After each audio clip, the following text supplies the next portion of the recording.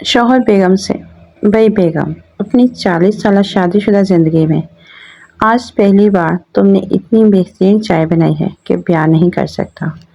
बीवी, आय हाय, मेरी तो अकल ही मारी गई।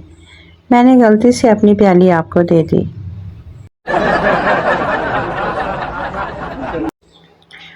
लड़का, अपना एड्रेस बताओ, मैंने तुम्हारे घर आना है। लड़की, जिस घर की छत पर कौवा बोले उस घर आ जाना।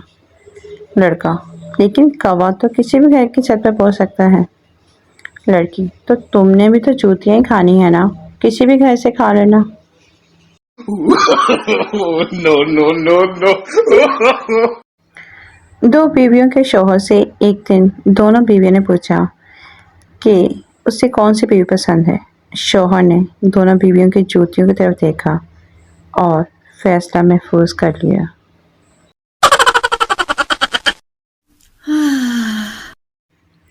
एक मिरासी के बीवी का बुखार नहीं उतरा था। डॉक्टर ने मशवरा दिया कि किसी मौलवी से दम करवा लो।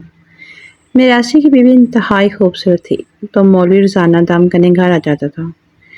मिरासी फिर डॉक्टर के पास गया और बोला कि मौला खुश रखे, चंगा मशवरा दिता सी, मेरी बीवी का बुखार तो लै गया, पर हुण मौलवी मगरों नहीं लेंदा है।